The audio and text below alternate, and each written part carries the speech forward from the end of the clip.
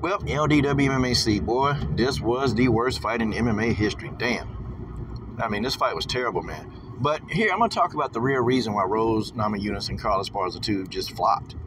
It flopped. And I can tell you what, if there's a rematch, these two, they will never be the main event. It'll never happen. And now we can understand the reluctance of Dana White to book this fight. I mean, Dana White was extremely reluctant to get this title shot going. And I guess he know that, Rose and Carla, they just don't pair well. They don't make a good fight. They don't make for a good fight. They just don't. The game plan, a lot of people blaming Pat Barry. Some people blaming Trevor Whitman. Okay, there's some other integrals that went here at place. There's some other things that went here at place. The game plan for Rose was to stick and move. Jab, keep Carla at the end of a jab, because we know that wrestlers don't like the jab.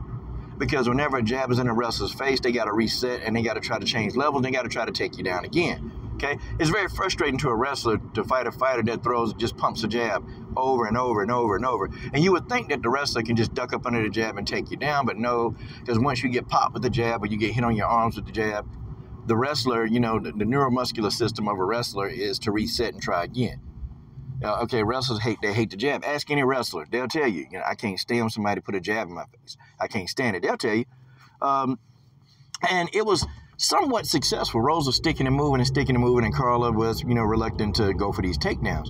But when Rose got laxed, and when she got real laxed, and when she was just kind of moving around the octagon and shadow boxing, who the hell was she swinging at?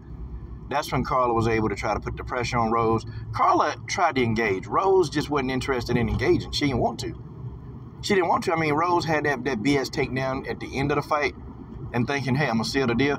Her goal was just to fight 5 rounds on the judges' scorecard and just get the decision. And we all know the prior history that if there is a close fight, the judges will always give it to the champion. Okay, that's what Rose, and that's what they were banking on, that Rose could get the idea, can get it from the champion.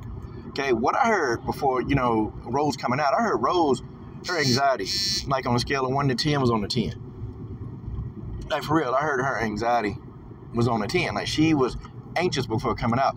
And see, Rose still had anxiety from the first fight that her and Carla put down. She had that anxiety. Because, Carla Esparza was able to take her down and dominate on the ground. And, Rose, just kind of had that anxiety.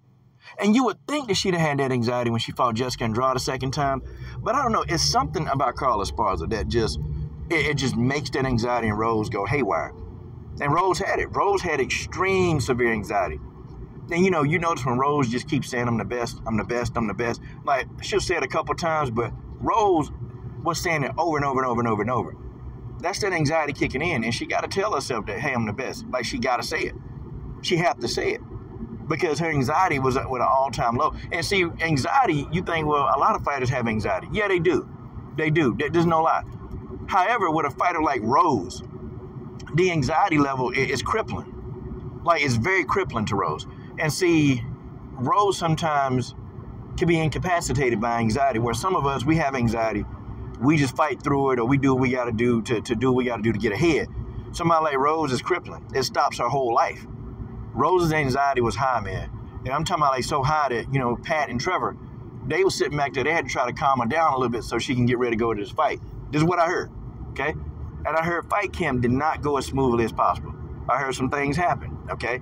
Heard a couple things happen, and I even heard that Rose may have gotten an injury during fight camp. This is what I heard to my source. Listen, okay? This source is very reliable. Okay, this source is extremely reliable, okay? And it's not the source that you guys are thinking. This is somebody else. This is a completely different source. And I'm talking about like the person, they've been right so far. They've been right. Okay? They've been right all the way. And it's somebody that live up there near them, okay, that they train, some underling. Can't tell you who it is. But, there may have been some type of injury. This is what I heard, okay? All of this stuff is unsubstantiated. It's not validated. It's just what I've heard, and I'm telling you that the person that I get this info from sometimes, they're very accurate. Not only are they accurate, they're almost spot on, okay? This is what I heard. But the main culprit was anxiety, and this just a poor game plan. The game plan was horrific, man. They were going to try to stick and move and pot shot Carla Esparza to death. Well, I mean, shit didn't work. I mean, you were going to try to pot shot this woman to death, and y'all think that was going to work. Well, Carla Esparza got like a really nasty takedown, and she gave Rose a belly-to-back suplex. That suplex was nasty, man. She about damn slammed Rose on her head. But see, I got to think of who was the genius that came up with this game plan. And then, you know, people put some blame on Trevor Whitman. I put a little bit of blame on him, too, because it's like when they're in the corner, right there in the corner, and, you know, Trevor's telling Rose, you're doing fine, you're doing fine. And I'm sitting here like, is he watching the same fight we watching? Like, is he really? But the reason why he was doing that, I'm trying to tell y'all, Rose's anxiety. Folks, that's the reason. He wanted to keep Rose as calm as possible. Imagine you go and you tell an anxious fighter like a Rose Namajumas, you tell her, man, you stinking up the place. Rose will have a mental breakdown right there. Rose Namajunas will have a mental breakdown right then and there. When you tell somebody like that, they stinking up the place. You got to be careful. You got to be careful. They got to be careful. They got to be careful how they talk to her. Like, seriously. Trevor, it was a reason. It was a reason, man. He didn't want to, you know, throw Rose off the game because she would have completely fell apart. And she was already falling apart. Big time falling apart. But he didn't want to make the situation worse. Because I'm sitting here thinking, you know what? This is a high-level coach. This man done trained some of the best in the world. And you mean to tell me that you can't tell Rose that, Rose, you are effing up in this fight.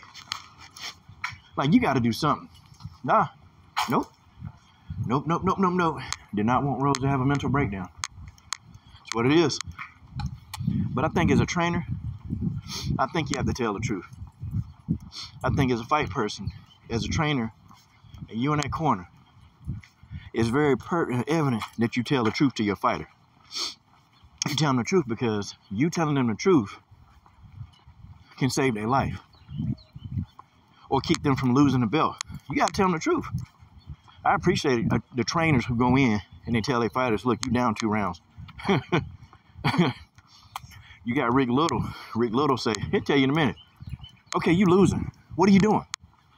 Rick Little will tell his fighters in a minute. But see, that's who you want in the corner. Somebody who's going to tell you the truth. You don't want somebody sitting up in there, man, who's going to be trying to, you know, like, what's that word? You don't want nobody sitting there that's going to try to patronize your feelings and all that stuff. You want somebody to tell you the truth. That's what I want. I want somebody to tell me the damn truth. Don't lie to me. Tell me the truth. Just tell the truth. It's so much more easier as a fighter to hear the truth because you can either accept it or not accept it. You can choose to do something about it or not choose to do something about it. But the choice is yours. But I told you the truth and I gave you the information. I told you the uncompromised truth. I didn't lie to you. I told you. Excuse the background noise, y'all. Some colleagues here in my gym. But anyway, yeah. So that's what happened. That's what happened. I mean, and seriously, that's what happened. Carla had anxiety, and they didn't want to make her have a mental breakdown when it was all said and done. That's the real reason this fight was a dud. Now, we can talk, and we can talk Carla Esparza, okay? She tried to engage. Like, Carla really, really tried to engage. It's just, you can't engage somebody, man, when they're backing up from you, and they don't want to even come close to you. I mean, what was Carla supposed to do, y'all? Seriously. What was Carla Esparza supposed to do? Well, I mean, you can't make her fight. You can't make Rose get in there and do what she got. You can't make her do anything. And that's what people don't get. Well, Carla was born. I don't think it's Carla's fault this go round. I think Carla had bouts in the fight where she had openings to engage and she didn't. But I say this was 70% Rose. This was 70% Rose,